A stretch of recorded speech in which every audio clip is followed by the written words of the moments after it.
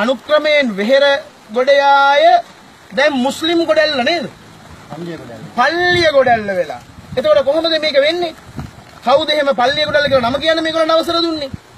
දැන් ඕකම තමයි මාණික්ක මඩුව. මාණික්ක මඩුව කියන්නේ දීඝවාපියේ පරිවාර චෛත්‍ය. දැන් මාණික්ක මඩුව විහාරයට කියනවා චෛත්‍යයට කියනවා ඒක මායා මඩුවලු. අල්ල දෙවියන්ගේ ලබ්බක් තියෙනවලු එතන. අල්ලෙක් කියලා එකක් ඇත්තෙත් නැහැ.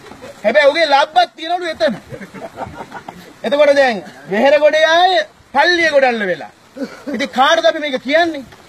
ඉතින් ඒක නිසා මේ මිත්‍යාවට අපි වැට බැඳිය යුතුයි. ඒ වෙනුවෙන් අපි අරගල කළ යුතුයි. පාලකයන්ට මේවා වැඩක් නැහැ. උන්ට පුළුවන් නම් සීගිරි ගලක් ටෙන්ඩර් දාලා ගල් කඩලා විකුණයි. උන්ට පුළුවන් නම් දඹුළු ගලක් කඩලා විකුණයි. උන්ට තියෙන එදා වේල මිසක මේ රට ජාතිය ගැන හැඟීමක් නැහැ. එහෙම නායකයෝ පාලකයෝ අපිට මෙහෙම වෙන්නේ නැහනේ. මේ හාමුදුරන්ට මේ පාරට බහින්න වෙන්නේ නැහනේ.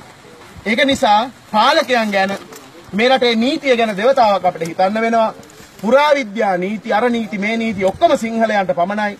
ඒ නිසා අපිත් ඒ නීති අතර අරගෙන දැන් ඔබ වහන්සේලාත් මේ කොල්ලොත් ඇවිල්ලා මේව අල්ලගන්න. මේක අපේ. මේක අපේ. මේක අපේ කියලා අල්ලගන්න. එතකොට ඒ නීතිය ක්‍රියාත්මක කරන්න. ඒ නිසා අපිත් මේක අල්ලගමු. ඒකයි මම කිව්වේ නිලනවන පොලිස් කාර්ය වෙන උඹලත් පටන් ගනින්න. කෙලවරකින් පටන් ගනින්න. මොනවා හරි ප්‍රශ්නයක් කරනවා අපි එන්න. පටන් අරගෙන කොනක ඉඳලා නිලනවා කවුරු හරි එනවා නම් එච්චරයි. වෙන මේකේ විකල්පයක් නැහැ. ඔයගොල්ලොත් ඇවිල්ලා මේක අල්ලගන්න. ඔක්කොම ඇවිල්ලා අල්ලගන්න. ඔක්කොම ඇවිල්ලා මුල් ගලවලා දාන්න. එතකොට නීතිය කොනක ඉඳලා එන්න එපා. ඒ සිංහලයන්ට විතර නීතිය ක්‍රියාත්මක වෙන්නේ.